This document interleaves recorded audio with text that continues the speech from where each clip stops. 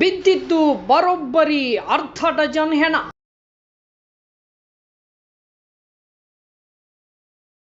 ಸಿಕ್ಕ ಆರೋಪಿಗಳು ಬರೋಬ್ಬರಿ 1 ಡಜನ್. ವಿಜಯಪುರ ಜಿಲ್ಲೆಯಲ್ಲಿ ಜಮೀನು ವ್ಯಾಜ್ಯಕ್ಕೆ ಬರೋಬ್ಬರಿ ಅರ್ಧ ಡಜನ್ ಹೆಣ ಬಿದ್ದಿದ್ವು. ಭೀಮಾ ತೀರದಲ್ಲಿ ನಡೆದ ಹತ್ಯಾಕಾಂಡವನ್ನ ಕಂಡು ಇಡೀ ರಾಜ್ಯವೇ ಬೆಚ್ಚಿ ಬಿದ್ದಿತು. ಚಡಚಣ ಪಟ್ಟಣದ ಪ್ರತಿಷ್ಠಿತ ನಿರಾಳೆ ಕುಟುಂಬದ ಜನರನ್ನ ಅಟ್ಟಾಡಿಸಿ ಕೊಚ್ಚಿ ಕೊಂದು ಹಾಕಿದ್ದ ಹಂತಕರು ಈಗ ಖಾಕಿ ಬಲೆಗೆ ಬಿದ್ದಿದ್ದಾರೆ. ಭಯಾನಕ ಸಾಮೂಹಿಕ ಹತ್ಯೆ ನಡೆಸಿ ಮಹಾರಾಷ್ಟ್ರ ಗಡಿಯಲ್ಲಿ ಅವಿತುಕೊಂಡಿದ್ದ 12 ಹಂತಕರನ್ನ ಖಾಕಿ ಪಡೆ ಹೆಡೆಮುರಿ ಕಟ್ಟಿದೆ. ಕಳೆದ ಮೇ 29 ಅಂದು ವಿಜಯಪುರ ಜಿಲ್ಲೆಯ ಭೀಮಾ ತೀರ ರಕ್ತ ಸಿಕ್ತವಾಗಿತ್ತು. ವಿಜಯಪುರ ಜಿಲ್ಲೆಯ ಚಡಚಣ ತಾಲೂಕಿನ ಗೋವಿಂದಪುರ ಗ್ರಾಮದ ಜಮೀನಿನಲ್ಲಿ 6 ಜನರ ಸಾಮೂಹಿಕ ಹತ್ಯೆಯನ್ನ ಕಂಡು ಜನ ಬೆಚ್ಚಿ ಬಿದ್ದಿದ್ರು.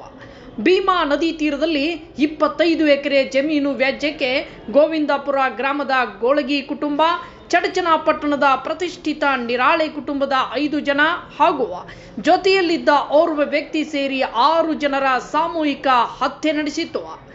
ಜಮೀನು ವ್ಯಾಜ್ಯದ ಬಗ್ಗೆ ರಾಜಿ ಸಂಧಾನ ಮಾಡೋಣ ಅಂತ ಜಮೀನಿಗೆ ಕರೆದು ಕಣ್ಣಿಗೆ ಕಾರದ ಪುಡಿ ಎರಚಿ 6 ಜನರನ್ನ ಡಬಲ್ ಬ್ಯಾರಲ್ ಗನ್ ಮತ್ತು ಕತ್ತಿಗಳನ್ನ ಬಳಕೆ ಮಾಡಿ ಬರ್ಬರವಾಗಿ ಕೊಲೆ ಮಾಡಲಾಗಿತ್ತು.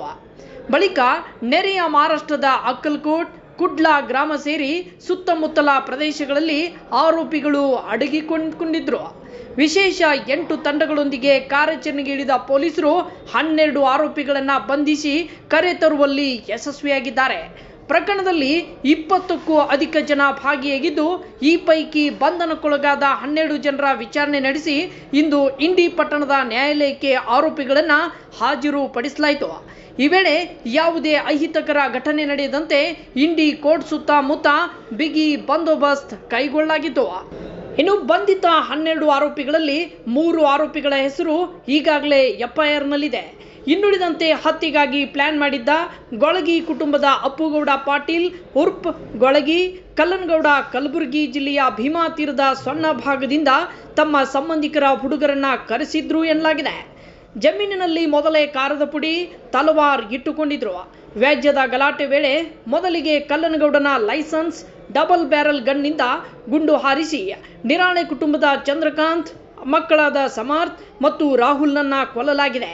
ಬಳಿಕ ಉಳಿದವರು ಸೇರಿ ಇನ್ನುಳಿದ ದುಂಡಪ್ಪ ನಿರಾಳೆ, ಶಿವಪುತ್ರ ಮತ್ತು ಚಂದ್ರಕಾಂತ್ ಹಾಗೂ ಶಬ್ಬೀರ್ ಅತ್ತಾರ್ ಅವರನ್ನ ಕಬ್ಬು ಕತ್ತರಿಸೋ ಕತ್ತಿಗಳಿಂದ ಕೊಚ್ಚಿ ಕೊಲೆ ಮಾಡಿದ್ದಾರೆ.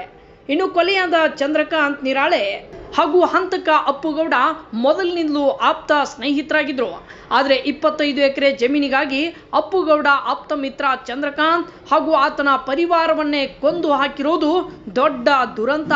ಇನ್ನು ಈ ಪ್ರಕರಣದಲ್ಲಿ ನಿರಾಳೆ ಕುಟುಂಬಸ್ಥರು 12 ಜನರ ಮೇಲೆ ದೂರು ನೀಡಿದ್ರು ಸಹ ಗೊಳಗಿ ಕುಟುಂಬ, ಸಂಬಂಧಿಕರ ಹುಡುಗರು ಸೇರಿ 20ಕ್ಕೂ ಅಧಿಕ ಜನರು ಸೇರಿ ಸಾಮೂಹಿಕ ಹತ್ಯಾಕಾಂಡ ನಡೆಸಿರೋ ಅನುಮಾನಗಳಿವೆ. ಈ ನಿಟ್ಟಿನಲ್ಲಿ ತನಿಖೆ ಹಾಗೂ ಉಳಿದ ಆರೋಪಿಗಳಿಗಾಗಿ ಪೊಲೀಸರ ಶೋಧ ಮುಂದುವರೆದಿದೆ. ದಿನಾಂಕ 29ರಂದು ಚಡಚಣ ಪೊಲೀಸ್ ಠಾಣಾ ವ್ಯಾಪ್ತಿಯ ಗೋವಿಂದಪುರ ಊರದಲ್ಲಿ ಏನು ಒಟ್ಟು 6 ಜನರದ್ದು ಮರ್ಡರ್ ಆಗಿತ್ತು. ಅದಕ್ಕೆ ಸಂಬಂಧಪಟ್ಟಂತೆ ಈಗಾಗಲೇ ಪ್ರಕರಣ ದಾಖಲಾಗಿ ತನಿಖಾ ತಂಡವನ್ನು ರಚನೆ ಮಾಡಲಾಗಿದೆ. ಈ ಪ್ರಕರಣದಲ್ಲಿ ಈಗಾಗಲೇ 12 ಜನ ಆರೋಪಿತರನ್ನು ಅರೆಸ್ಟ್ ಮಾಡಲಾಗಿದೆ. ಅವರನ್ನು ಇವತ್ತು ಕೋರ್ಟಿಗೆ ಪ್ರೊಡ್ಯೂಸ್ ಮಾಡಿಬಿಟ್ಟು ಪೊಲೀಸ್ ಕಸ್ಟಡಿಗೆ ತಗೊಂಡು ಫರ್ದರ್ ಇಂಟ್ರಾಗೇಷನನ್ನು ಮಾಡ್ತಾ ಇದ್ದೀವಿ.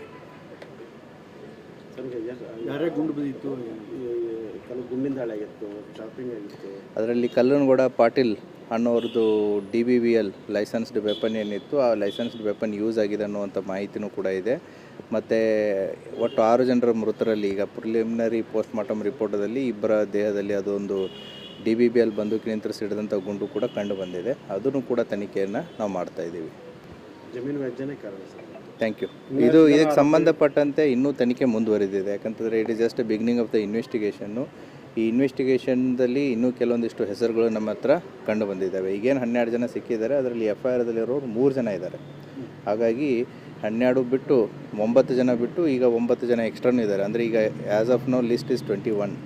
ಸೊ ಇನ್ನೂ ಕೂಡ ನಮಗೆ ಹೆಚ್ಚಿನ ಜನ ಇದ್ದಾರೆ ಅನ್ನುವಂಥದ್ದು ಪ್ರಕರಣದಲ್ಲಿ ಕಂಡು ಬರ್ತಾ ಇದೆ. ಸೊ ಪ್ರೋಗ್ರೆಸ್ ಆಗುವಂಥ ತನಿಖೆ ವಿವರವನ್ನು ನಿಮಗೆ ಮತ್ತೆ ಬರುವಂಥ ದಿನಗಳಲ್ಲಿ ಕೊಡಲಾಗುತ್ತೆ. ಅಂದರೆ ಸರ್ FIRನ ಇಲ್ಲಾರ್ದವ್ರು ಅಂತಂದರೆ ತನಿಖೆ ವೇಳೆ ಈಗ ಅಲ್ಲಿದ್ದವ್ರಿಗೆ ಅವ್ರಿಗೆ ಎಲ್ಲರದ್ದು ಹೆಸರು ಗೊತ್ತಿರಲ್ಲ. ಸೊ ಸೊ ಈ ಗೊತ್ತಿದ್ದ ಹೆಸರುಗಳನ್ನ ಕೊಟ್ಟಿರ್ತಾರೆ, ಮತ್ತು 12 ಜನ ಮತ್ತು ಇತರರು ಅಂತಂತೇಳಿ ಕೊಟ್ಟಿದ್ದರು ಅವರು. ಸೊ ಅವ್ರಿಗೆ ಎಷ್ಟು ಜನದ ಹೆಸರು ಗೊತ್ತಿದೆ ಅದು ಕೊಟ್ಟಿದ್ದಾರೆ. ಬಟ್ ನಾವು ತನಿಖೆಯನ್ನು ಮಾಡಿದಾಗ ಅದರಲ್ಲಿ ಇನ್ನೂ ಬೇರೆ ಜನನೂ ಕೂಡ ಇದ್ದಾರೆ ಅನ್ನೋದು ಮಾಹಿತಿ ಬಂದಿದೆ. ಎಲ್ಲರೂ ಕೂಡ ಈಗ ಅರೆಸ್ಟ್ ಆದವರು ಎಲ್ಲರೂ ಕೂಡ ಗೋವಿಂದಪುರದವರೇ ಇದ್ದಾರೆ. ಸೊ ಹಾಗಾಗಿ ಒಂದೇ ಕುಟುಂಬಕ್ಕೆ ಸಂಬಂಧಪಟ್ಟವರೇ ಇದ್ದಾರೆ. ಇನ್ನೂ ಕೂಡ ಪ್ರಕರಣ ತನಿಖೆಯಲ್ಲಿದೆ. ಮುಂಬರುವಂಥ ದಿನಗಳಲ್ಲಿ ನಿಮಗೆ ಹೆಚ್ಚಿನ ಮಾಹಿತಿಯನ್ನು ಕೊಡಲಾಗುತ್ತೆ.